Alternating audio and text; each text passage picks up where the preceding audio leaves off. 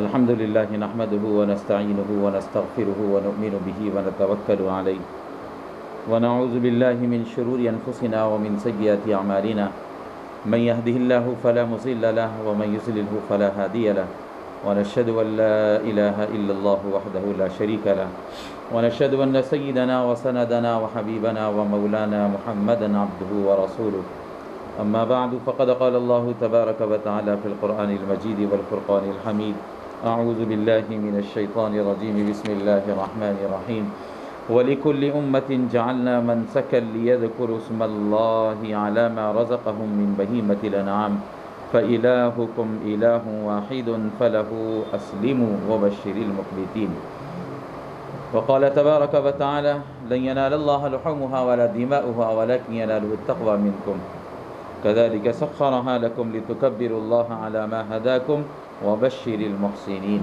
صدق الله العظيم وصدق رسوله النبي الكريم ونحن على ذلك لمن الشاهدين والشاكرين والحمد لله رب العالمين قال النبي صلى الله تبارك وتعالى عليه وسلم من وجد ساعة لأن يضحي فلم يضحي فلا يحضر مصلانا او كما قال النبی صلی اللہ تبارک و تعالی علیہ وسلم۔ قابل قدر بزرگوں، دوستوں اور نوجوانوں، پردہ نشین خواتین، ماں اور بہنوں، معزز سامعین کرام، ناظرین اعظام، ہم اور آپ اس بات سے اچھی طرح واقف ہیں اور جانتے ہیں کہ اللہ تبارک و تعالی نے امت مسلمہ کے لیے ایک رمضان المبارک اور اس کے بعد عید الفطر اور دوسرے ذی الحجہ کے یہ 10 دن، پھر اس کے بعد عید الاضحیٰ، مقدس بابرکت اور عظیم الشان ایام عنایت فرمائے ہیں تاکہ بندے ان دنوں کے اندر باری تعالیٰ کو راضی کر کے اس کی خوشنودی حاصل کریں اور دنیا اور آخرت میں سرخرو اور کامیاب ہو جائیں۔ چنانچہ اسی غرض سے پوری دنیا کے اندر مسلمان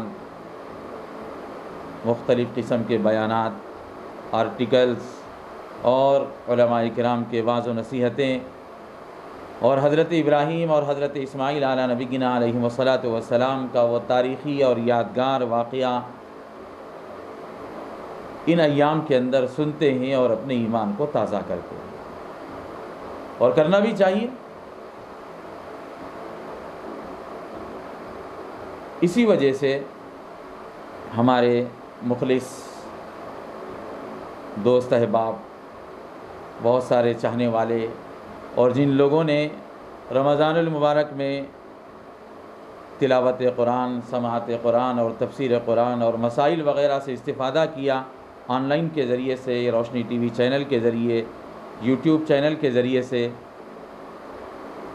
ان احباب کی دلی خواہش اور آرزو تھی، اور اسی طرح ہمارے جناب ذیشان رضوی صاحب اور جناب عمران صاحب، ان احباب کا بھی اصرار اور خواہش تھی کہ بقرعید کے موقع پر بھی قربانی کے جانور، قربانی کا طریقہ اور اس کے دیگر مسائل کے حوالے سے مختصر سی کچھ بات ہو جائے تاکہ امت کا فائدہ ہو جائے اور سننے والے اور دیکھنے والوں کو اپنی اس عظیم الشان قربانی کو کرنے میں سہولت اور آسانی ہو۔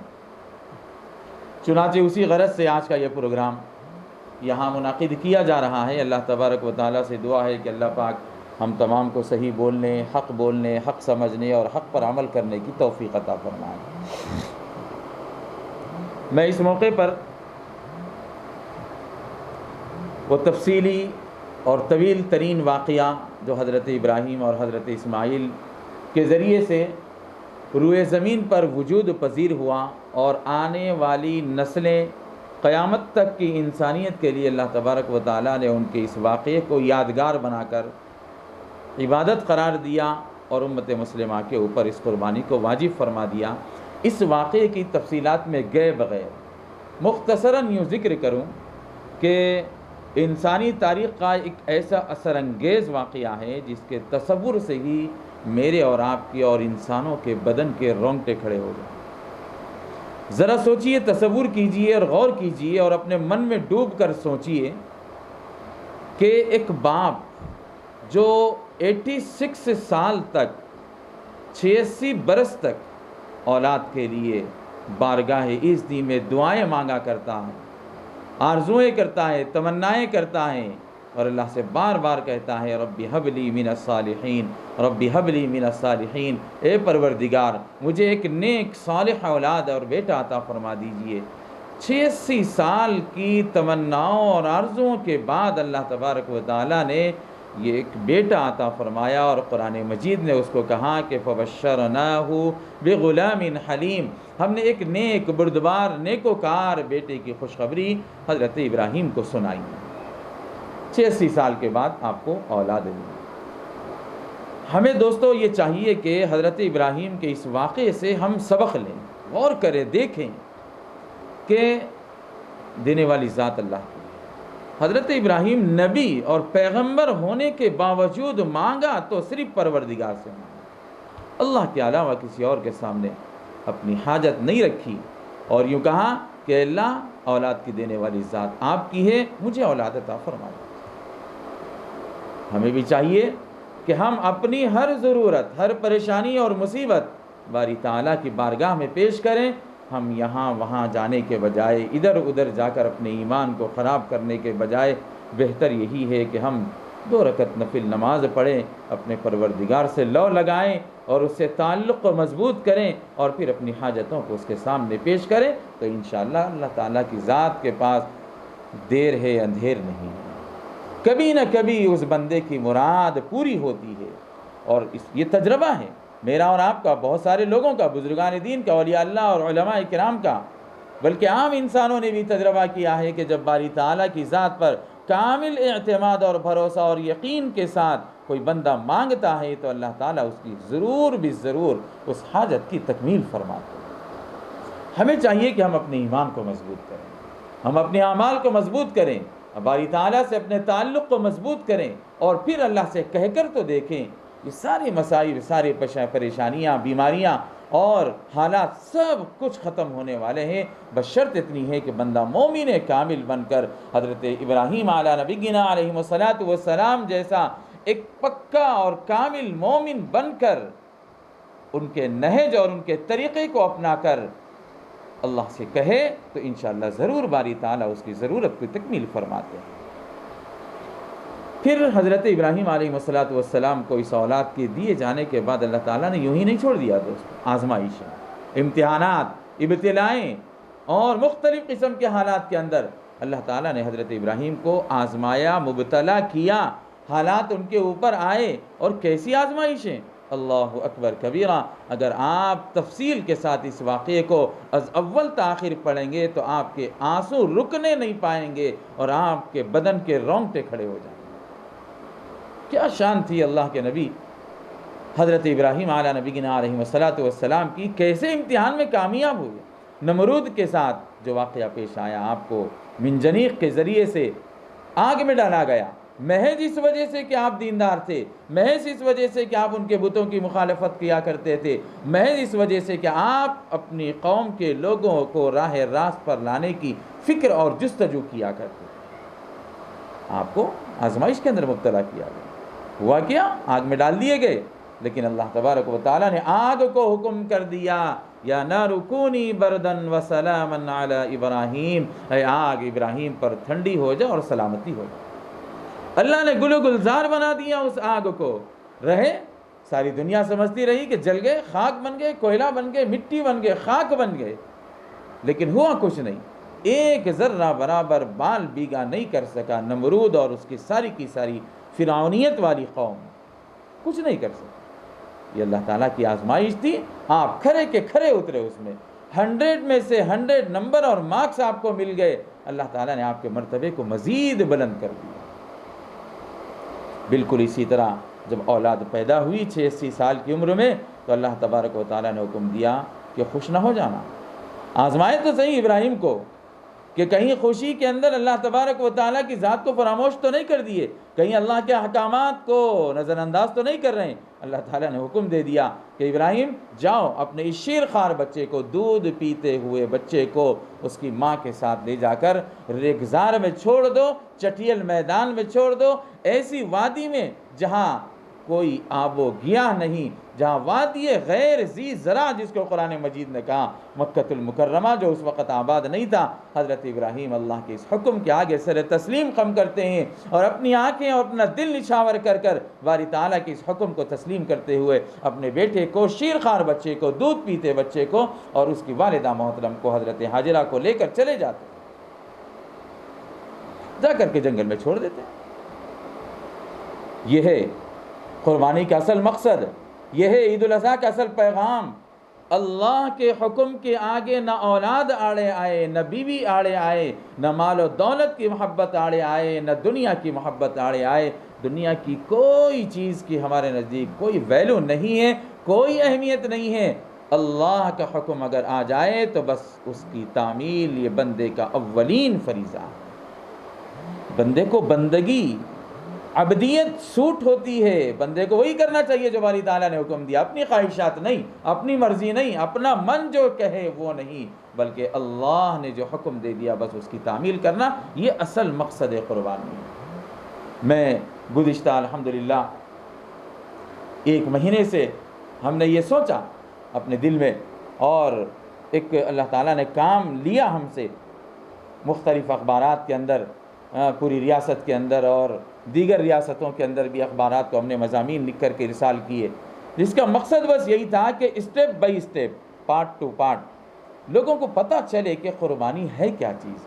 تو ہم نے قربانی کی فضیلت، جانور کی خریداری، اس کے اندر کن کن چیزوں کا خیال رکھنا چاہیے، قربانی کیسے کرنا چاہیے، کن لوگوں پر واجب ہوتی ہے، اور اس کو ذبح کرنے کا طریقہ کیا ہے، گوشت کے تقسیم کرنے کا مسئلہ کیسا ہے، یہ ساری کی ساری تفصیلات ہم نے ایک 8 قسطوں کے اندر اس کو لکھا ہے، اور لوگوں نے الحمدللہ استفادہ کیا، بہت ساری دعائیں ملی، اور لوگ دعائیں دیتے رہے کہ آپ کا مضمون پڑھا اور پڑھ کر کے الحمدللہ بڑا فائدہ ہوا، لب لباب اور خلاصہ آپ نے لکھا ہے، بہت اچھا ہے ماشاءاللہ۔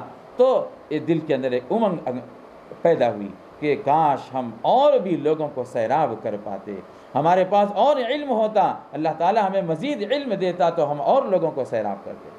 چنانچہ ہم نے اس کے اندر یہی بات، ایک عنوان، ہیڈنگ یہ بنوائی ہم نے کہ اصل قربانی خواہشات کی قربانی، جانور ذبح کرنا، اولاد کو ذبح کرنا۔ حضرت ابراہیم نے حضرت اسماعیل کو ذبح کرنے کے لیے لے گئے، اللہ تعالیٰ کا حکم تھا، یہ سب مقصد نہیں تھا، مقصد صرف یہی تھا کہ اللہ تبارک و تعالیٰ یہ دیکھنا چاہتے تھے کہ سیدنا حضرت ابراہیم علیہ السلام اللہ کے حکموں پر کھرے کے کھرے اترے یا نہیں اترے۔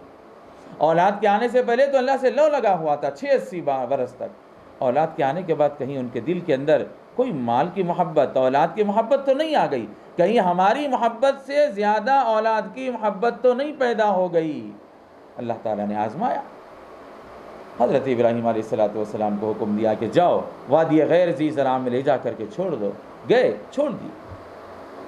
دل پہ پتھر رکھ کر کے ایک باپ اپنے شیرخوار بچے کو، جو بھی آرزوؤں تمناؤں کے بعد پیدا ہوا، ایسی اولاد کو لے جا کر کے جنگل کے حوالے کر کے واپس آ رہا ہے۔ جب پلٹتے ہیں تو آپ کی اہلیہ محترمہ نے کہا کہ اے میرے سرتاج، میرے آقا، ہمیں کس کے حوالے کر کے جا رہے ہو؟ یہاں نہ کوئی چرند ہے، نہ پرند ہے، نہ پانی ہے، نہ دانہ ہے، نہ کھیت ہے، نہ کھلیان ہے، نہ کوئی جانور یہاں سے گزرتا ہے، کچھ نہیں ہے، ایسی چٹیل اور بنجر اور غیر ذی زرع وادی میں لا کر کے ہمیں کس کے حوالے کر کے جا رہے ہو؟ حضرت ابراہیم علیہ السلام نے کچھ جواب نہیں دیا۔ حضرت ہاجرہ نے کہا کہ کیا یہ تمہارے رب نے حکم دیا ہے؟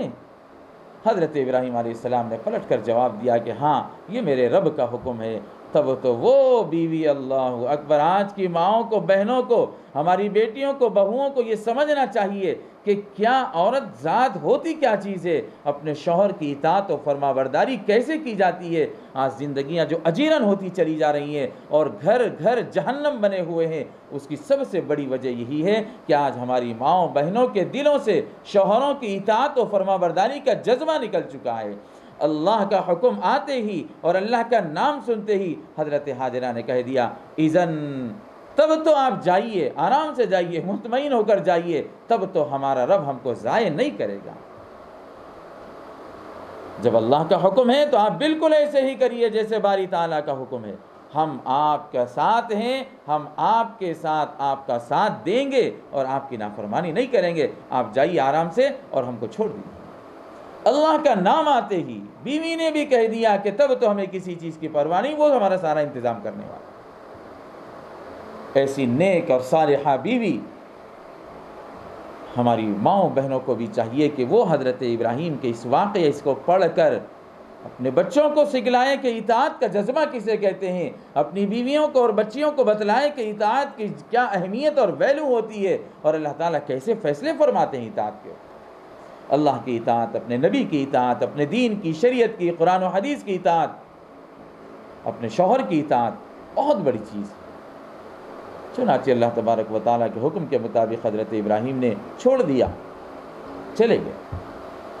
پھر اس کے بعد واقعہ تفصیلی ہے، میں نے پہلے بتلایا کہ میں تفصیلات کے اندر نہ جاتے ہوئے بس خلاصہ یہ بتلانا چاہتا ہوں کہ اللہ تبارک و تعالیٰ نے اب حضرت ابراہیم کو جو آزمایا وہ اس وقت جب کہ حضرت اسماعیل جوانی کی دہلیز پر قدم رکھ رہے تھے اور بڑھاپے کی اس حالت میں اپنے باپ کا سہارا بننے کے قابل اور لائق بن رہے تھے۔ اللہ تبارک و تعالی نے عین اسی وقت میں آزمائش اور امتحان لیا اور فرمایا کہ ابراہیم اپنے بچے کو ذبح کرو۔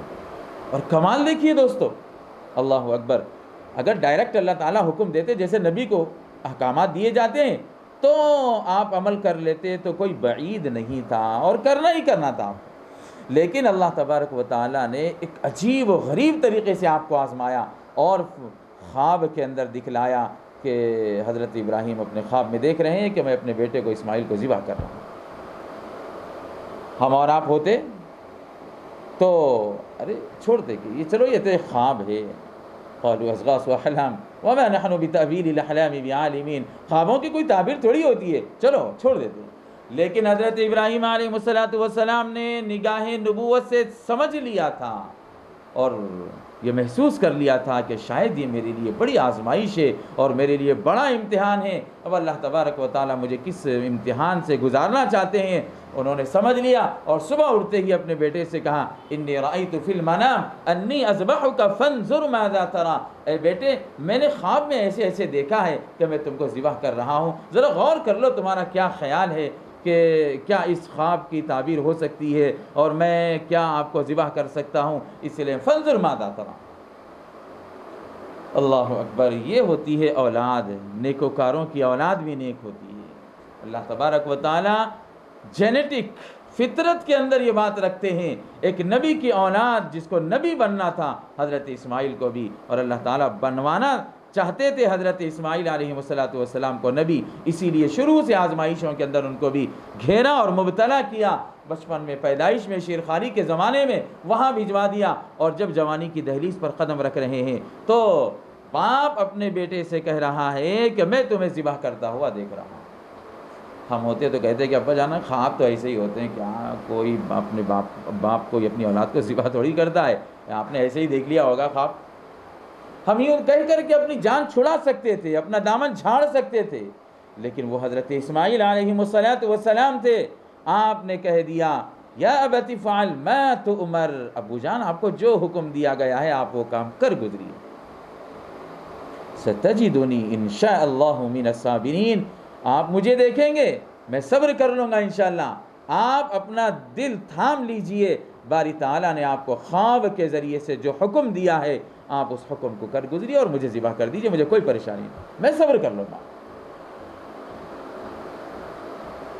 تبھی تو جا کر کے آج قیامت تک کے انسانوں کے لیے اللہ تعالیٰ نے اس عمل کو ثواب کا ذریعہ بنا دیا، واجب اور لازم قرار دے دیا۔ ہر صاحب استطاعت انسان کے اوپر قربانی کرنا لازم اور واجب۔ اللہ کے نبی علیہ السلام نے ارشاد فرمایا اگر وسعت رہنے کے باوجود کوئی بندہ قربانی نہیں کرتا ہے وہ مومن نہیں ہو سکتا، اس لیے وہ ہماری عیدگاہ کو نماز پڑھنے کے لیے نہ آئے۔ فلا يحضر مصلانا،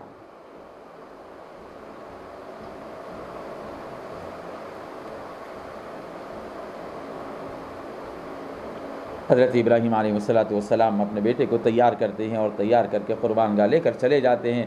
لیکن دوستو 70 ماہوں سے زیادہ محبت کرنے والی وہ ذات کیسے ایک باپ کے ہاتھ سے اس کی اولاد کو ذبح کروا سکتی ہے؟ آپ اندازہ کیجیے.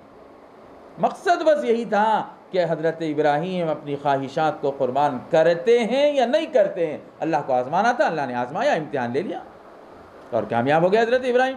اللہ تعالیٰ نے بلکہ بعض واقعات کے مطابق آپ اپنے بیٹے کے آنکھوں پر پٹی بھی باندھ دیے، لٹا بھی دیے اور چھری ہاتھ میں لی، تیز بھی کر لیے اور بچے کے گلے پر رکھ بھی دیا اور چلا بھی دی، اور آپ کے ہاتھوں کو ایسے محسوس ہوا کہ اب میرا بچہ ذبح ہو گیا اور خون میرے ہاتھ کو لگ گیا، یہ محسوس ہوا. تب آپ نے چھری چھوڑی اور جیسے یہ آنکھ کھولی تو دیکھا کہ وہ جنت کا ایک دمبا اور میڑا تھا جو اللہ تعالیٰ نے غیب سے اس کا انتظام فرما دیا تھا، اور بیٹا بازو کھڑا ہوا تھا.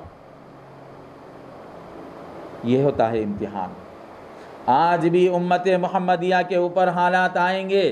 دین پر چلنا چاہو گے تو بیٹے رکاوٹ بنیں گے، اولاد رکاوٹ بنے گی، بیویاں رکاوٹ بنیں گی، مائیں رکاوٹ بنیں گی. لیکن ان سب کو قربان کرتے ہوئے ہمیں دین کو اپنانے کی ضرورت ہے. یہی ہو رہا ہے دوستو آج زمانے کے اندر، ہمارے معاشرے کے اندر، ہمارے سماج اور سوسائٹی میں. بچہ داڑھی رکھتا ہے تو ماں کہتی ہے ابھی ضرورت کیا ہے بیٹا داڑھی رکھنے کی، شادی کے بعد رکھ لینا. شادی کے بعد ہوتا ہے تو بیوی کہتی ہے کہ ابھی اچھے نہیں لگ رہے ہیں، آپ بعد میں رکھ لینا. یوں ہی زمانہ گزر جاتا ہے اور ہم لوگ اپنی خواہشات کی تکمیل کرتے کرتے اس دنیا سے رخصت ہو جاتے ہیں. افسوس کا مقام ہے دوستو. موت کس کی کب کس حال میں کہاں اور کس گلی میں ہماری زندگی کی یہ چراغ گل ہو جائے ہمیں پتہ نہیں، اور ہم ہیں کہ یہ سوچتے ہیں کہ کل پڑھ لیں گے، کل پڑھ لیں گے، کل رکھ لیں گے، کل عمل کر لیں گے. کل کس نے دیکھا؟ اور آج کل کے حالات کے اعتبار سے تو کون کب کیسے اور کس حالت میں اس دنیا سے رخصت ہو رہا ہے کسی کو اندازہ نہیں ہے دوستو. اس لیے جو فرصت کی زندگی، جو وقت مل رہا ہے، اس کو غنیمت جان کر ہم اپنی خواہشات کو قربان کر کے اللہ کی مرضی کو سامنے رکھیں اور پیش نظر باری تعالیٰ کی رضا ہوں اور مقصود ہوں کہ اللہ تعالیٰ راضی ہو جائے میرے اس عمل سے، میری دنیا اور آخرت سنور جائے اور بن جائے. اس نیت سے ہمیں ہر نیک عمل کرنا چاہیے. یہ ذی الحجہ کے جو 10 دن کہلاتے ہیں، 1 ذی الحجہ سے لے کر کے 10 ذی الحجہ تک، 10 ذی الحجہ، یہ بڑے قیمتی دن ہوتے ہیں. روایتوں کے مطابق یہ دنوں میں جو راتیں آتی ہیں وہ ایک رات ایک شب قدر کے برابر فضیلت ہے. راتوں میں جاگ کر عبادت کرنا چاہیے، دن میں روزہ رکھ کر کی عبادت کرنا چاہیے جس کو ہمت ہے، استطاعت ہے، طاقت ہے. ان 10 دنوں میں اللہ تعالیٰ کو ہر نیک عمل پسند ہے. ویسے تو ہر نیک عمل اللہ تعالیٰ کو جب بھی بندہ کرے پسند ہی ہے، لیکن ان 10 دنوں میں اس کی پسندیدگی اور زیادہ بڑھ جاتی ہے. باری تعالیٰ بندے کے ساتھ اپنا خاص فضل اور رحم و کرم فرماتے ہیں اور اس کے اعمال کو قبول کر کے اس کے ساتھ ایسا انقلاب کا ذریعہ بناتے ہیں اس کی زندگی کو بدلنے کا کہ وہ اندازہ اور تصور نہیں کر سکتا.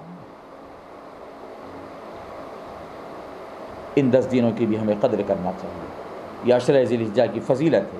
جب چاند نظر آ جاتا ہے تو اللہ کے نبی نے فرمایا کہ اس وقت سے لے کر کے عید تک اللہ تعالیٰ ہر نیک عمل کو بہت ہی اہتمام کے ساتھ بندے کے دیکھتے ہیں اور اس کو قبول کرتے ہیں. جو بھی ہم عمل کریں، قرآن کی تلاوت، ذکر و اذکار، نمازوں کا اہتمام، روزوں کا اہتمام، صدقہ اور خیرات کا اہتمام، غمگساری کا اہتمام، ہر ایک کے ساتھ ہمدردی کا اہتمام، یہ سب چیزیں کرنے کی ہیں. یہ اعمال صالحہ ہیں، یہی ہمارا ساتھ دیں گے. یہ دنیا، مال، دولت، بیوی، بچے، شہرت، عزت کچھ بھی کام نہیں آئے گی. سب کچھ یہیں چھوڑ کر اور فنا کر کے جانا ہے. انسان کو اگر کوئی چیز کام آنے والی ہے تو وہ نیک کام آنا.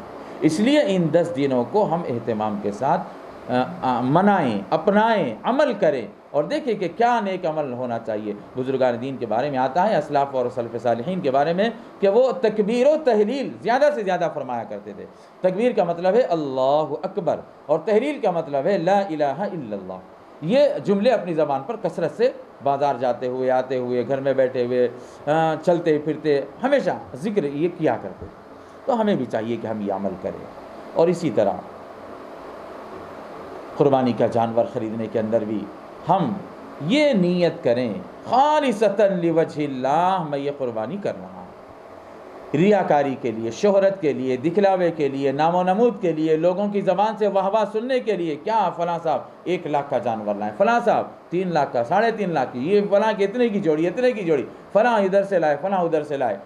ان سب چیزوں کے لیے نہیں، میں بس اللہ کا حکم ہے کہ جانور ذبح کرو تو میں یہ جانور ذبح کر رہا ہوں باری تعالیٰ کے لیے، اور اپنے اس عمل سے سبکدوش ہونا چاہتا ہوں اور اپنی ذمہ داری ادا کرنا چاہتا ہوں، ایک عبادت کر رہا ہوں، یہ نیت ہونی چاہیے۔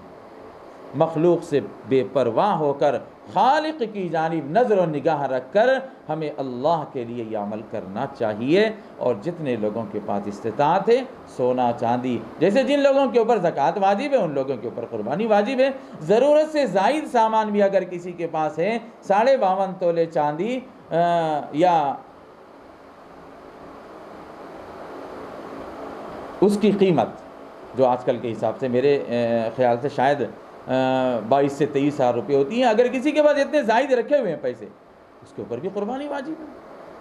اس کو چاہیے کہ وہ قربانی کرے، اہتمام کے ساتھ کرے، اپنی طرف سے، اپنی اولاد کی طرف سے، بیویوں کی طرف سے، بچوں کی طرف سے، سب کی طرف سے کرے، اپنے مرحومین کی طرف سے بھی کر سکتے ہیں، اللہ کے نبی صلی اللہ علیہ وسلم کی جانب سے بھی کرنا چاہیں تو یہ باعث ثواب ہے، ہمیں کرنا چاہیے اگر اللہ نے استطاعت دی ہے تو۔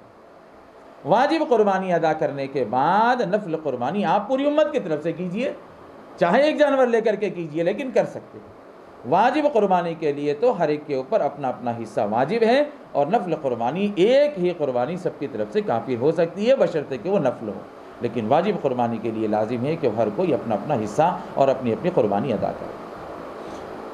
ایک بات میرے ذہن میں آئی، ابھی میں اس کو بھی ذکر کرتا چلوں تاکہ فائدہ ہو جائے کسی کا۔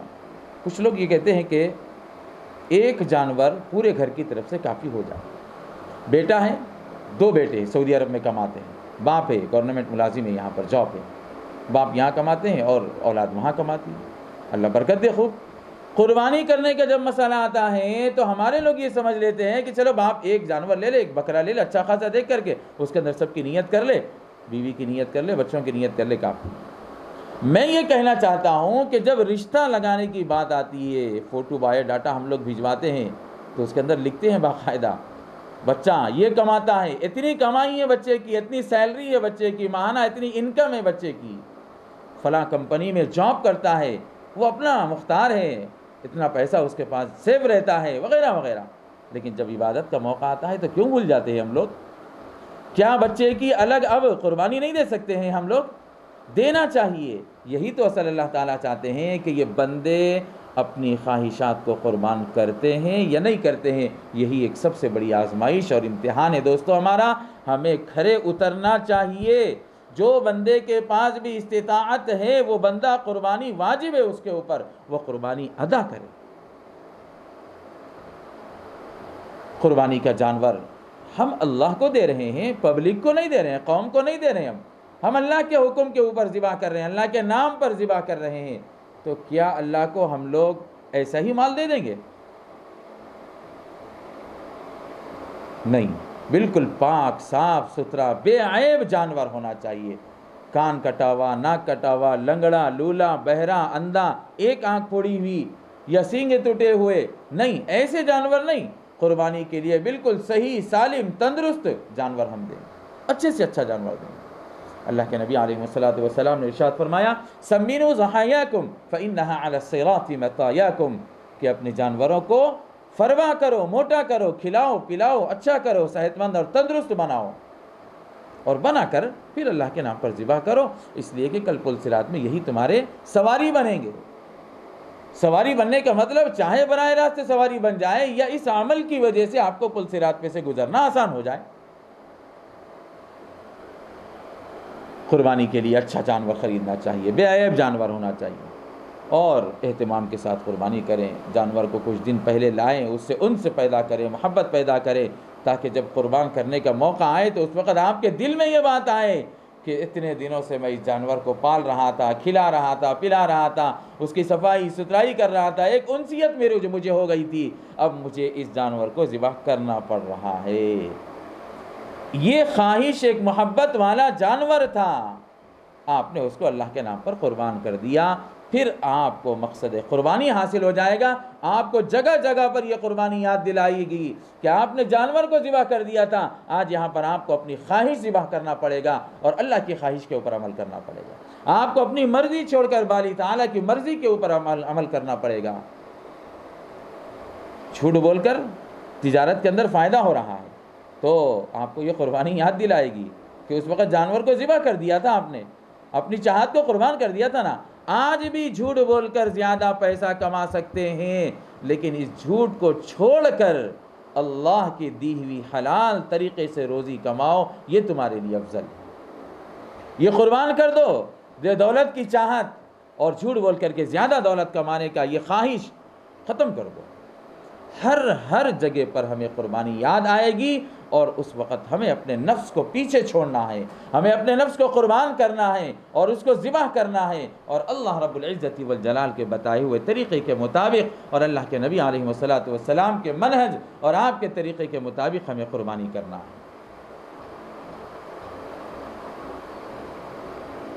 اسی طرح قربانی کے جانور کو خریدنے کے بعد ہم اہتمام کے ساتھ صفائی ستھرائی کا خیال رکھیں۔ ذبح کرنے آئیں تو ذبح کرنے کا طریقہ معلوم کریں علماء سے، کتابوں میں اور مختلف پمفلیٹ اور اشتہارات میں مختلف مساجد میں دعائیں وغیرہ پیش کی جاتی ہے، اور قبلہ رخ کر دے جانور کو، اور ایک دائیں جانب لٹا کر کے اس کے اوپر یہ دعا پڑھے، انی وجہت وجہی للذی فطر السماوات والارض حنیفا وما انا من المشرکین قل ان صلاتی ونسکی ومحیای ومماتی للہ رب العالمین لا شریک لہ وبذالک امرت وانا من المسلمین اللہم منک ولک۔ یہ دعا پہلے پڑھنے کے بعد پھر جانور کے اوپر چھری رکھ دے، بسم اللہ اللہ اکبر کہہ کر کے جانور ذبح کر دے۔ بہت سارے لوگ اس وقت بے احتیاطی برتتے ہیں دوستو، ہمیں یہ کام نہیں کرنا چاہیے۔ مذاق کرتے ہیں بہت سارے لوگ جانور ذبح کرتے وقت، ہنسی، تمسخر، ٹھٹا، چیخے مارنا وغیرہ نہیں۔ اگر اللہ کے ذکر کے علاوہ کوئی اور آپ کی زبان سے نکل جا رہا ہے تو کیا آپ اپنا جانور حرام کر لیں گے؟ اس لیے اہتمام کے ساتھ، باوضو ہو کر کے، چھری ہاتھ میں لے کر کے، اطمینان کے ساتھ ذبح کرنا نہ آتا ہو تو کسی کو اپنا معاون بنا لیں۔ معاون بناتے وقت معاون کو بھی بسم اللہ اللہ اکبر کہنا ضروری ہے، اور ذابح کو بھی، ذبح کرنے والے کو بھی بسم اللہ اللہ اکبر کہنا ضروری ہے، دونوں بھی کہنا چاہیے۔ اور اگر آپ خود ذبح کریں تو بہت اچھی بات ہے، افضل طریقہ تو یہی ہے کہ اپنی قربانی کو اپنے ہاتھ سے ذبح کریں، اور اگر علم نہیں ہے اس کو کیسے کاٹا جاتا ہے، نہیں آتا ہے کاٹنا، تو ایسی صورت میں کسی کی مدد لے لے یا کسی دوسرے سے ذبح کرا دے، اس میں کوئی حرج نہیں ہے، لیکن قربانی ذبح ہوتے وقت وہاں پر موجود رہنا آپ کا افضل اور بہتر ہے۔ ذبح ہو جانے کے بعد 4 رگیں ہوتی ہیں، 4 رگوں میں سے 3 کٹ جائیں تو بس آپ کا جانور حلال ہو جائے گا۔ اس کے بعد ہم دعا کر لیں اللہ تعالیٰ سے، اللہم تقبلہ منی کما تقبلت من حبیبک محمد صلی اللہ علیہ وسلم ومن خلیلک ابراہیم علی نبینا علیہ السلام۔ یہ دعا پڑھ لیں، اللہ جیسے آپ نے حضرت ابراہیم کی قربانی کو قبول کیا اور سیدنا محمد رسول اللہ صلی اللہ علیہ وسلم کی قربانی کو قبول کیا، اللہ میری طرف سے بھی اس چھوٹے سے عمل کو قبول فرما لیجیے۔ یہ دعا کر لیں، زیادہ کوئی مشکل نہیں ہے کام۔ آپ اگر ابھی سے اس کی ٹریننگ کر لیں، مشق کر لیں، تو بہت آسانی کے ساتھ آپ یہ کام کر سکتے ہیں۔ ویسے تو تفصیلی مسائل قربانی کے بہت سارے ہیں، لیکن یہ موٹی موٹی باتیں ہیں جو میں آپ کو بتلا رہا ہوں، اور اس سے واقف ہونا ہمارے لیے ضروری ہے۔ پھر 9 ذی الحجہ جو آتی ہے وہ عرفہ کا دن کہلاتا ہے۔ بہت سارے لوگ یہ سمجھتے ہیں کہ عرفہ کا مطلب ہے سعودی عرب میں جب حج ہوتا ہے وہ عرفہ کا دن کہلاتا ہے، تو وہ وہاں کے حساب سے عرفہ ہے، اور ہمارے لیے 9 تاریخ جو ہوتی ہے وہ عرفہ کا دن کہلاتا ہے،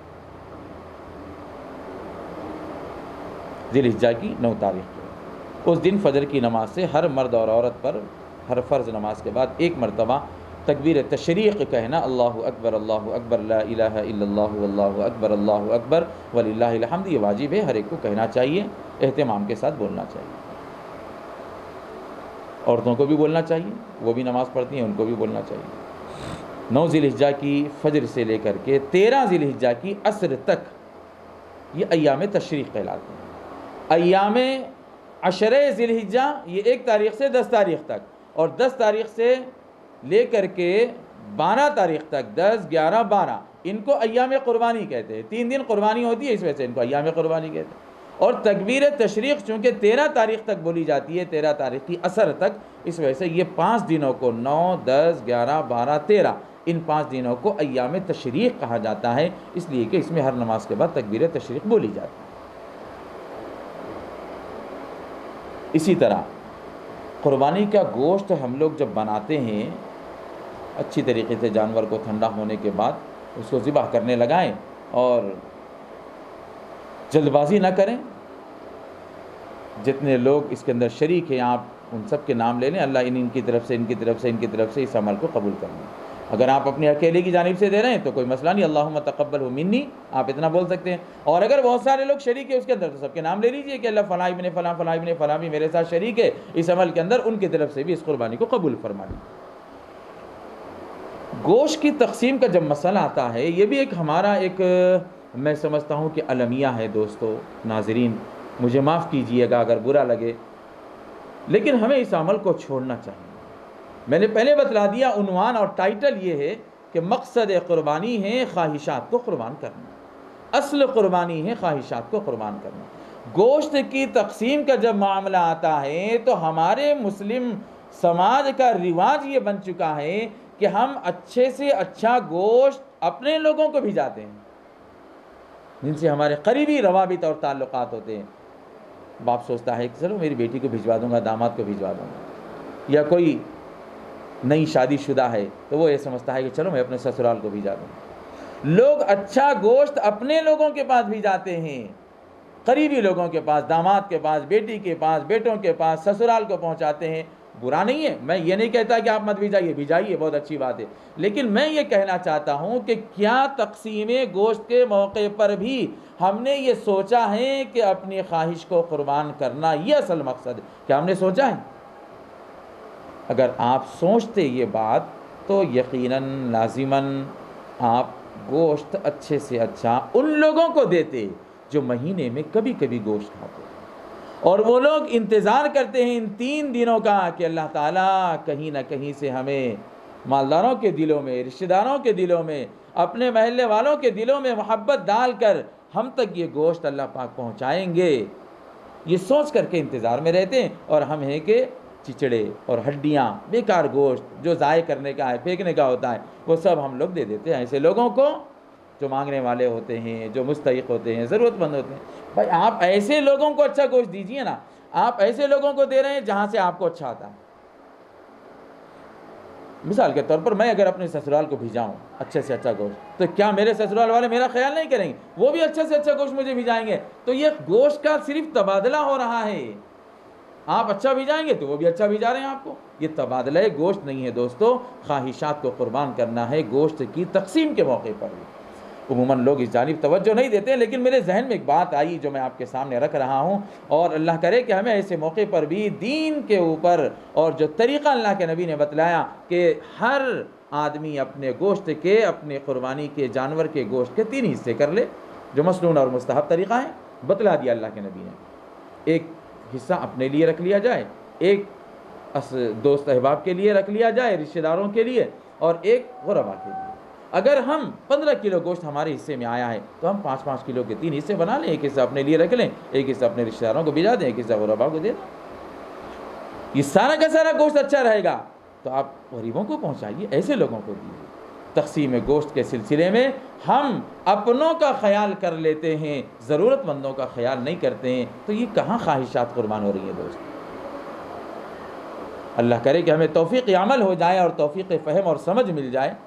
اسی طرح ایک بات اور ایک ذہن میں آئی کہ جن لوگوں کے اوپر قربانی واجب ہے وہ لوگ 1 ذی الحجہ سے لے کر کے اپنی قربانی ہونے تک اپنے بال اور ناخن وغیرہ نہ تراشیں. یہ ایک مستحب عمل ہے. ہاں اگر بڑھ جاتے ہیں بال, آپ کو اچھے نہیں لگتے ہیں, پراگندگی محسوس ہوتی ہے, ناخن بڑھ جاتے ہیں, کھانے پینے میں آپ کو تقدر ہوتا ہے اور گھن محسوس ہوتی ہے, تو آپ کاٹ لیجئے, کوئی گناہ نہیں ہے. مستحب عمل ہے اگر کر لیں کہ بال بھی نہیں کاٹ رہے ہیں, ناخن بھی نہیں کاٹ رہے ہیں اپنی قربانی ہونے, تو یہ افضل طریقہ ہے, مستحب ہے, ثواب ملے گا آپ کو. لیکن بڑھ گئے ہیں ناخن تو آپ ایسے ہی کھانا کھا رہے ہیں, بھائی سامنے والوں کو برا لگ رہا ہے, اتنے بڑے ناخن ہے کہ بھائی بندہ ناخن ہی نہیں کاٹتا ہے اور کھانا ایسے ہی کھا رہا ہے, سامنے والوں کو گھن ہو رہی ہے, تو کاٹ لیجئے فوراً, کوئی گناہ نہیں ہے آپ کے لیے کاٹنا. بس مستحب اور افضل کی بات ہے, اگر بڑھ جاتے ہیں تو کاٹ لینا چاہیے, اس میں کوئی حرج نہیں. بہت سارے لوگ اہتمام سے کہتے ہیں کہ نہیں مولانا صاحب ہمارے اوپر قربانی واجب, ہماری قربانی ہونے کے بعد ہی کاٹیں. بھلے مونچھ کتنی بڑی ہو جائے اور منہ میں آنے لگے ماننے کے لیے تیار نہیں ہوتے. اس لیے اہتمام سے غور کرنا چاہیے. شریعت ہمیں مجبور نہیں کرتی ہے کسی بھی چیز میں. شریعت کا جو حکم ہے ہم شریعت کا حکم سمجھ کر عمل کریں. افضل کو افضل، غیر افضل کو غیر افضل، مستحب کو مستحب، سنت کو سنت، واجب کو واجب کا درجہ دیں. ہم اگر بڑھا چڑھا کر کے کام کرنا شروع کریں گے تو یہ شریعت میں دخل اندازی ہو جائے گی. اس لیے مستحب عمل کو مستحب ہی رکھا جائے. عرفہ کے دن کے روزے رکھنے کی بھی بڑی فضیلت اللہ کے نبی نے ارشاد فرمائی ہے کہ گزشتہ 1 سال کے اور آئندہ 1 سال کے گناہ مجھے اللہ کی ذات سے قوی امید ہے کہ اللہ تعالیٰ معاف فرما دیں گے. یہ گناہ صغیرہ ہوتے ہیں، چھوٹے چھوٹے گناہ ہوتے ہیں جس کو ہم لوگ کرتے ہوئے ہمیں احساس بھی نہیں ہوتا ہے، لیکن اللہ تعالیٰ ایسی بابرکت راتوں سے اور بابرکت روزوں سے، بابرکت اعمال کی وجہ سے اللہ تعالیٰ وہ سب ہمارے معاف فرما دیتے ہیں. تو اللہ کے نبی نے فرمایا کہ عرفہ کے دن کا روزہ بھی رکھنے کا اہتمام کیا جائے 9 ذی الحجہ کو، اور اس کا بڑا ثواب اللہ کے نبی علیہ الصلوۃ والسلام نے ارشاد فرمایا ہے. اسی طرح قربانی کرنے کے بعد ہمیں اللہ تبارک و تعالیٰ سے قبولیت کی دعا مانگنا چاہیے. اصل چیز قبولیت ہے دوست. عمل تو بہت سارے لوگ کرتے ہیں لیکن عمل کی حفاظت نہیں کر پاتے ہیں، محفوظ نہیں رکھ پاتے ہیں. ہمیں عمل کرنے کے بعد فوراً اللہ تعالیٰ سے قبولیت کی دعا مانگنا چاہیے. یاد کیجیے حضرت ابراہیم و اسماعیل کا وہ واقعہ جب آپ دونوں نے مل کر اللہ کے حکم کے مطابق بیت اللہ کی تعمیر کی اور پوری عمارت بنائی. اور عمارت بنانے کے بعد حضرت ابراہیم علیہ السلام نے کیا دعا مانگی تھی؟ ربنا تقبل منا انک انت السمیع العلیم. باری تعالیٰ آپ کی مہربانی سے، آپ کی ہدایت سے، آپ کی توفیق سے ہم نے یہ عمل تو کر دیا اتنا بڑا، لیکن اصل چیز قبولیت ہے، آپ اس کو قبول فرما دیں. یہ دعا مانگی تھی. تو ہمیں بھی چاہیے کہ ہم قربانی والے عمل کے لیے سب سے پہلے دلوں میں اخلاص پیدا کریں، ریاکاری اور شہرت سے بچیں، دکھلاوا اور نام و نمود سے اپنے آپ کو دور کریں، غریبوں کا خیال کریں، مستحقین اور ضرورت مندوں کا خیال کریں. گوشت کی تقسیم کے موقع پر بھی، جانور لانے کے موقع پر بھی، وغیرہ وغیرہ ہر موڑ پر ہمیں یہ پیش نظر ہونا چاہیے کہ یہ قربانی جانور کی نہیں، اپنی خواہشات کی قربانی ہو رہی ہے. جہاں جہاں بھی آپ کی خواہش حائل آ رہی ہے، رکاوٹ بن رہی ہے، وہاں اپنی خواہشات کو قربان کیجئے اور شریعت کے حکم کے مطابق عمل کیجئے. انشاءاللہ آپ کا یہ عمل قابل قبول ہو جائے گا. ہم اللہ تعالیٰ سے دعا کرتے ہیں کہ باری تعالیٰ عالم اسلام کے مسلمانوں کے اس عظیم جذبات کو قبول کرتے ہوئے ان کی قربانی والے اعمال کو بے حد مقبول و منظور فرمائے. اور اسی کے ساتھ ساتھ ہم ایک اپیل اور گزارش یہ کرنا چاہتے ہیں کہ چونکہ حالات مدارس، دینی مدارس کے آپ لوگ سب جانتے ہیں، پوری دنیا کے مسلمان جانتے ہیں، واقف ہیں، گزشتہ 2 سال سے پورا نظام ٹھپ پڑا ہوا ہے. رمضان المبارک کا موقع اور بقرعید کا موقع دینی مدارس والوں کے لیے ایک ایسا موقع ہوتا ہے، اللہ تعالیٰ اس کا انتظام فرما رہے ہیں. اور اللہ تعالیٰ کا یہ سسٹم ہے، دستور ہے اللہ کا. آپ کو زکوٰۃ دینا ہی دینا ہے، آپ کو قربانی کے چر میں دینا ہی دینا ہے. آپ استعمال جو دوسروں کا حق ہے وہ دینا ہی دینا ہے. تو آپ چرم قربانی دینی مدارس کو دینے کا اہتمام کریں. اور اس کے ساتھ ساتھ چونکہ چرم کا قیمت اور اس کا ریٹ گزشتہ 2-3 سالوں سے 100 روپیہ، 150 200 روپیہ آ رہا ہے. پہلے ہم دیکھتے تھے آج سے تقریباً 17-18 سال پہلے کہ 1100-1300 روپے اس کا قیمت ہوتی تھی.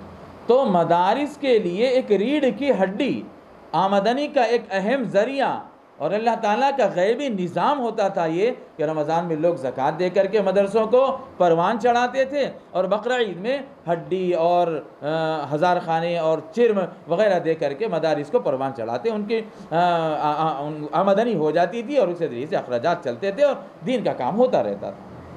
لیکن چونکہ قیمت کے گرنے کی وجہ سے بہت بڑا اثر پڑا ہے. غیر مسبب الاسباب تو اللہ کی ذات ہے دوستو، وہ چلانا چاہے تو غیب سے، آسمان سے خزانے نازل کر کے ان دینی مدارس کی حفاظت کرے گا اور چلائے گا. دنیا کی کوئی طاقت اس کو نہیں روک سکتی ہے. اللہ نے مقدر میں رکھا تو ہم اپنی آنکھوں سے دیکھیں. لیکن ہمارا فرض یہ ہے کہ ہم چرم کے ساتھ ساتھ مالی تعاون بھی مدرسوں کا کریں. چھوٹا چمڑا دے رہے ہیں تو 500 روپے اس کے ساتھ آپ دے دیجئے مدرسے کو بطور تعاون، بطور صدقہ. بڑا چمڑا دے رہے ہیں تو اس کے ساتھ آپ 1000 روپے دے دیجئے بطور صدقہ. چاہے کسی بھی نیت سے آپ دے لیں، انشاءاللہ یہ مفید اور کارگر رہے گا، اور اس کے ذریعے سے مدارس کو بھی آمدنی کا ذریعہ بنے گا، اور آپ کے مصائب، آفتیں اور حالات بھی سب دور ہو جائیں گے، انشاءاللہ خوشحالی دنیا کے اندر آ جائے گی، اور اللہ تعالیٰ جو ہے اپنے قضاء اور قدر سے اور اپنے فیصلے سے دنیا کے حالات کو تبدیل کریں گے انشاءاللہ، اور لوگ جو آپس میں ایک دوسرے سے بچھڑے ہوئے ہیں، بکھرے ہوئے ہیں، اللہ رب العزت والجلال ضرور ان کو اکٹھا کرے گا، متحد کرے گا، اور سب کے دلوں کے اندر محبت پیدا فرمائے گا۔ قربانی کو اللہ تعالیٰ آنے والی عید الاضحیٰ کو بھی ہمارے لیے ایک انقلاب کا ذریعہ بنائے، عالم اسلام کے مسلمانوں بلکہ پوری انسانیت کے لیے اللہ رب العزت والجلال یہ عید الاضحیٰ کے پیغام کو عام کر کے اس کو ایک انقلاب کا ذریعہ بنا کر صالح معاشرے کی تشکیل کا اس کو سبب بنائے، اپنوں کے دلوں میں بھی، غیروں کے دلوں میں بھی، مسلمانوں کے دلوں میں بھی، برادران وطن کے دلوں میں بھی اللہ پاک آپسی اتحاد و اتفاق پیدا فرما کر دین کا بول بالا فرمائے، اور سب سے اللہ پاک راضی اور خوش ہو جائے۔ ہم اس موقع پر شکریہ ادا کرتے ہیں کہ میڈیا کے ذریعے، چینل کے ذریعے اور سوشل میڈیا اور الیکٹرانک میڈیا کے ذریعے جن جن لوگوں نے ہماری بات کو لوگوں تک پہنچانے کا بیڑا اٹھایا ہے، اور بڑی محنت کے ساتھ اور خوش دلی کے ساتھ الحمدللہ مضامین کو چھاپ کر یا ٹی وی چینلز کے ذریعے سے ہماری انٹرویو لے کر یا مسائل کو پوچھ کر دین کی بات کو لوگوں تک پہنچانا چاہتے ہیں، ہم تو ان تمام کا شکریہ ادا کرتے ہیں۔ اللہ تبارک و تعالی ہمارے اس بولنے کو، سننے کو، عمل کرنے کو قبول فرمائے، اور عمل کے لیے اللہ پاک ہمارے لیے راستے پیدا فرمائے، اسباب اور آسانیاں فراہم فرمائے۔ آمین۔ وآخر دعوانا ان الحمد للہ رب العالمین۔